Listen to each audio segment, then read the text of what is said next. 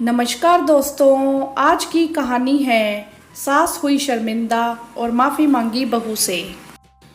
अंबिका खाने की तैयारी में लगी थी। वह सब्जी काट रही थी, तभी उसके कानों में सासू माँ की किसी से फ़ोन पर बात करने की आवाज़ सुनाई दी। उसने थोड़ा ध्यान दिया तो पता लगा कि सासू माँ अपनी बेटी से बात कर रही थी। वह कह रही थी, कह दे दामाद जी से मेहमान उनके हैं तो खातिरदारी भी वहीं करें। तू ज़्यादा परेशान मत होना, अपना ध्यान रखना। ज़्यादा काम करेगी तो बीमार हो जाएगी। मम्मी पापा और बहन बहनोई उनके हैं तो खाना भी वहीं बनाएं या बाहर से मंगवाएं। बात करने के बाद वह जाकर टीवी पर अपनी भागवत कथा सुनने बैठ गई। अंबिका उनके लिए चाय बनाकर ले आई और उन्हीं के बगल में बैठ गई। अंबिका ने धीरे से कहा, माँ जी, अब शोभा दीदी आएंगी तो मेहमान नवाजी आप और रमन ही करिएगा, खाना भी आप ही दोनों बनाइएगा।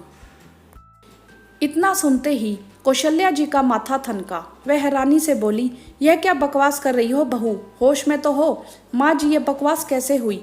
आप ही तो कहती हैं कि बड़े बुजुर्ग कभी कुछ गलत नहीं करते, ना ही गलत सलाह देते हैं। आपकी ही सलाह तो मान रही हूँ। क्या कहना चाहती हो तुम बहू? माँ जी, अभी आप शोभा दीदी से क्या कह रही थी?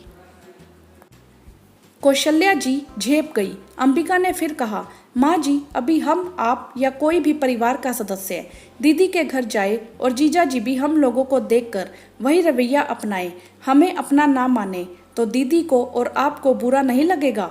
मैं भी ऐसे ही करूं दीदी के आने पर तो? और बहुओं से तो आप ऐसी उम्मीद नहीं करेंगी ना, फिर बेटी को ऐसी सीख क्यों? माँ जी, रिश्ते दोनों तरफ से निभाए जाते हैं।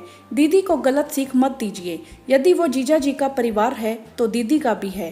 कौशल्या जी शर्मिंदा हो गई। उन्होंने फिर से अपनी बेटी को फ़ोन किया और उसे मेहमानों की खातिरदारी करने की सलाह दी और उन्होंने अपनी गलती मान अंबिका से भी माफ़ी मांगी।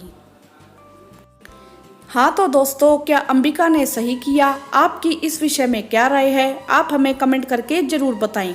वीडियो को लाइक करें, शेयर करें और चैनल को सब्सक्राइब भी करें। धन्यवाद।